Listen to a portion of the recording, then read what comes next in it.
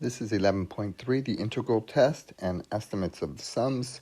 So this integral test, the conditions that need to be satisfied first are that f has to be continuous, positive, and decreasing on the interval 1 to 0, 1 to infinity. If that's the case, then you can rewrite any series as an integral. If the integral is convergent, then the series is convergent. If the integral is divergent, then the series is divergent. So for the first example, we need to show that this is either convergent or divergent by using the integral test. First, let's just verify that these three conditions are satisfied. This is continuous so long as n does not equal 1/3, but 1/3 is not on the interval from 1 to infinity, so therefore it's continuous on this interval from 1 to infinity. It's clearly positive because of the fourth exponent, and it's decreasing as well because as n gets larger and larger, this fraction overall gets smaller and smaller. So that means we can rewrite this as an integral as t approaches infinity from 1 to t of 1 over, I'm going to change the n to an x, dx. All right, actually I'm going to rewrite it as in this form, 3x minus 1 to the negative 4. And I'm going to do a u substitution. The u is going to be 3x minus 1. Du is 3 dx. 1/3 du equals dx. Now if I do a substitution, I'm going to get the new integral to be the limit as t approaches infinity of 1/3 1 to t u to the negative 4 du. The antiderivative would be negative 1/9 u to the negative 3, 1 to t. But I'm going to replace that with the u back to its original, which was 3x minus 1 to the negative 3 from 1 to t. Limit t approaches infinity. All right, so this is going to be, this is going to be limit as t approaches infinity of negative 1/9 3t. Well, let's rewrite that as a fraction now. Let's just write that as, let's see, that's going to be 1 over 3t minus 1 minus 1 over, if you plug in 1, you're going to get 2. All right. Actually, you're going to get 8 because 2 to the third power is 8. So when I plug in 1, I'm going to get 2. 2 to the third power is 8. All right, and so as the limit as t approaches infinity, this will go to 0. And so I'm going to be left with positive 1 over 72 after I distribute that negative 1/9. And because it's the integral is convergent, that means that this series is convergent by the integral test. All right, let's look at the next example. Use same directions. So let's see, is this positive? That's the first condition that needs to be met, or continuous, I mean. Yes, this will be continuous because the function doesn't have any, the denominator will never be 0, so this is continuous. All right, is it positive? Yes, because of the exponent, and this will always be positive, so that's positive. Is it decreasing? You can verify that by actually doing the product rule and taking the first derivative. So I'll save you a little time, but the first derivative would be this. The first derivative is going to give us this after you simplify.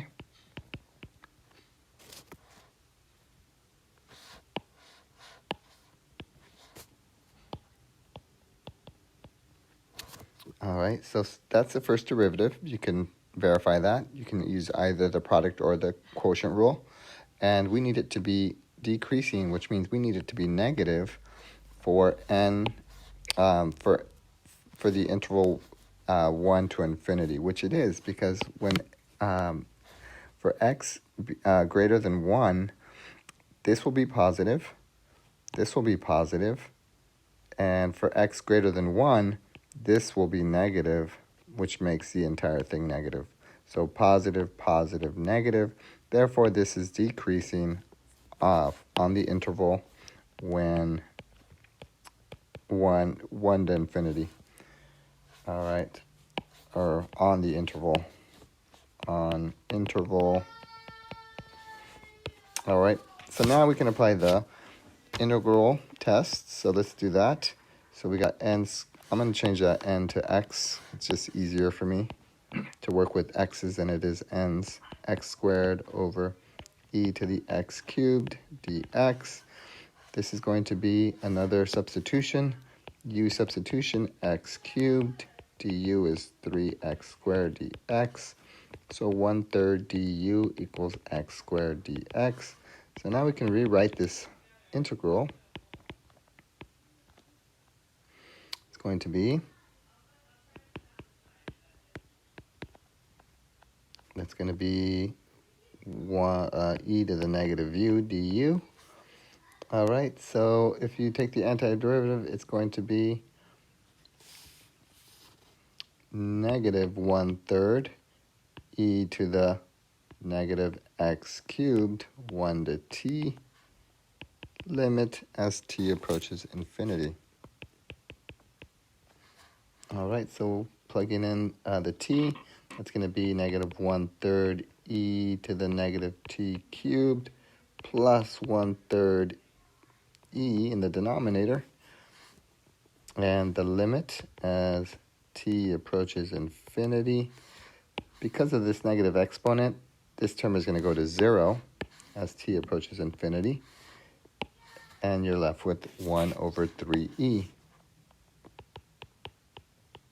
which makes it convergent. So therefore, the series is convergent, again, by the integral test. All right. Let's move on to the next example. They start us off with the theorem. This is called the p series. Whenever you have a series that is in this form where you have 1 over n to the p, this series will be convergent for any p that's greater than 1, and it'll be divergent whenever p is less than or equal to 1. So let's take a look at an example and apply this theorem. It says determine whether the series is convergent or divergent.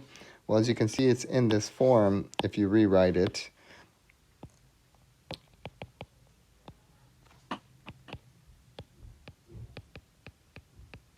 all right, since p is equal to 0.999, which is less than 1, the series is a p series that is divergent. The fact that this one starts at 3 and this theorem starts at 1, it doesn't make a difference. In the long run, as n approaches infinity, this is going to be divergent. So the important thing is that it starts at a finite number, it doesn't necessarily have to start at 1 for this to apply. All right. Determine whether the series is convergent or divergent. So first we want to write this in power series form, so we need to find a formula. We'll notice that these are just increasing by 2. Because they're increasing by 2, you can use the arithmetic sequence formula. Whoops. So this is a formula for arithmetic sequence. The first term is 5. I'm just looking at the denominators. I'm ignoring the numerators. So that first term is 5. And minus 1, the common difference is 2 because it's increasing by 2 each time. So there you have it. There you go. You got 2. If you distribute and simplify, you're going to get 2n plus 3. And so there it is. It's going to be a series of 1 over 2n plus 3 at n starting at 1 to infinity. So this is the same thing as that. And this is continuous on, let's see, it is continuous on the interval from 1 to infinity. It's just discontinuous at -3/2, but that's not in the interval, so we're okay. It's positive and it's decreasing, so we can apply the integral test. So the integral test will say that the limit as t approaches infinity, 1 to t of 1 over 2x plus 3 dx. All right, well, the antiderivative of that is going to be 1/2 ln 2x plus 3 from 1 to t. You can verify that, but that would be the antiderivative right there. And if you take the limit, you're going to get limit as t approaches infinity of 1/2 ln 2t plus 3 minus 1/2 ln of 5. If you plug in 1, you're going to get 5, ln of 5. So this is going to approach infinity. Natural log of infinity is infinity. So this is going to diverge. So I'm just going to say divergent by the integral test.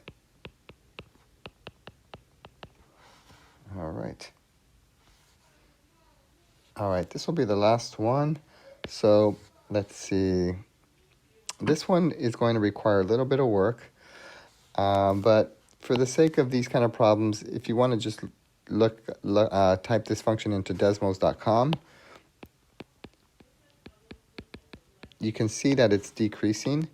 If you want to be more formal about it, then you would have to do the quotient rule to check that the derivative is less than 0, which means it's decreasing on the interval from 3 to infinity. So for the sake of this, you can just look at this function on your graphing calculator or desmos.com to verify that it's decreasing, or you can take the first derivative by doing the quotient rule and checking that it is less than 0 on this interval. All right, so let's just assume that it is. It does satisfy the conditions. So now we can go ahead and apply the integral rule, or the integral test, I should say.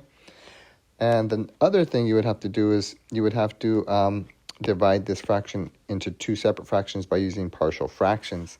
So I'm going to save us a little time. If you do that, you're going to get the function 3n minus 4 over n squared minus 2n can be broken up into 2 over x plus 1 over x minus 2.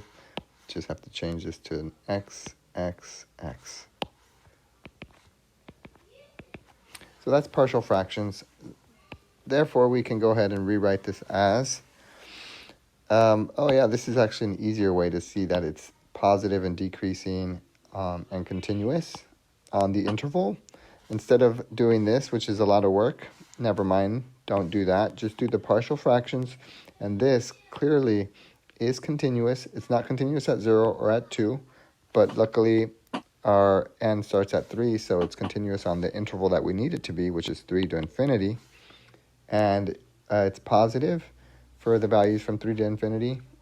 And so now it applies. So we can go ahead and apply this.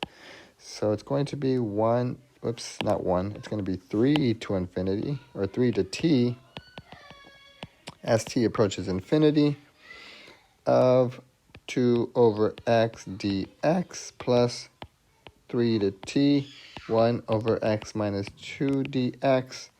So this becomes 2 ln of x, 3 to t.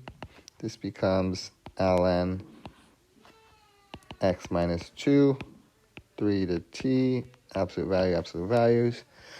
All right, limit as t approaches infinity. This is going to be 2 ln t minus 2 ln 3 plus ln t minus 2 minus ln of 1. ln of 1 is 0.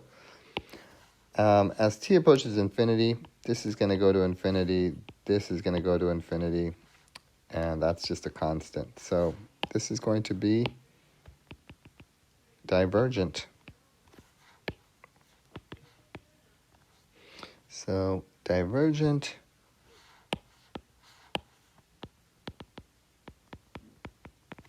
by the integral test.